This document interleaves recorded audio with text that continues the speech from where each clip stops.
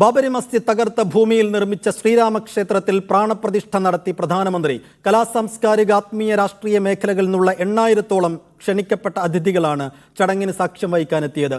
രാമക്ഷേത്രം സ്ഥാപിക്കുന്നതിനെ വിമർശിക്കുന്നവർ പുനരാലോചന നടത്തണമെന്ന് ചടങ്ങിന് ശേഷം നടത്തിയ പ്രസംഗത്തിൽ പ്രധാനമന്ത്രി പറഞ്ഞു.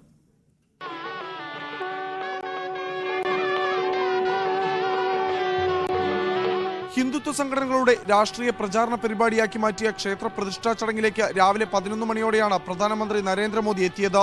രാമേശ്വരത്തു നിന്നും ശ്രീരംഗത്തു നിന്നും രാമന് സമർപ്പിക്കാൻ കൊണ്ടുവന്ന സമ്മാനങ്ങളുമായി 2 കിലോമീറ്റർ ദൂരം നടന്നായിരുന്നു മോദിയുടെ ക്ഷേത്രപ്രവേശനം. സ്വീകരിക്കാൻ ശ്രീകോവിലിനുള്ളിൽ RSS അധ്യക്ഷൻ മോഹൻ ഭാഗവത്, ഉത്തർപ്രദേശ് മുഖ്യമന്ത്രി Yogi Adityanath, Uttar Pradesh governor Anandiben Patel, Ramjanmabhoomi trust president എന്നിവർ. നിശ്ചയിച്ച മുഹൂർത്തത്തിൽ വേദപണ്ഡിതൻ ശക്തികാന്ത ദീക്ഷിത് ചൊല്ലിക്കൊടുത്ത മന്ത്രങ്ങൾ ഏറ്റുചൊല്ലി വിഗ്രഹത്തിന്റെ കണ്ണുകളിലെ കെട്ടഴിച്ച് മോദി പ്രാണപ്രതിഷ്ഠ നിർവഹിച്ചു.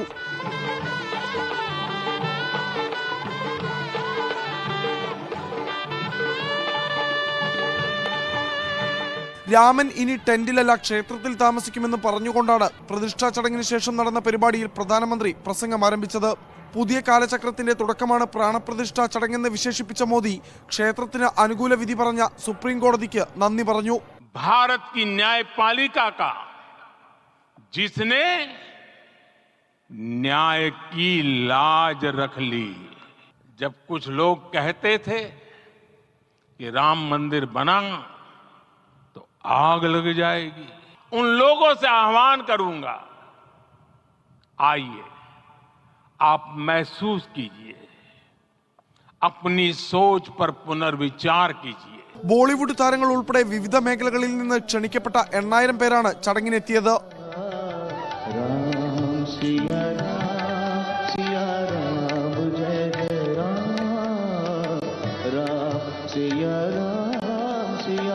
പ്രതിഷ്ഠയ്ക്ക് ശേഷം അയോധ്യയിലെ കുബേർട്ടില സന്ദർശിച്ച മോദി ജഡായുശില അനാച്ഛാദനം ചെയ്തു.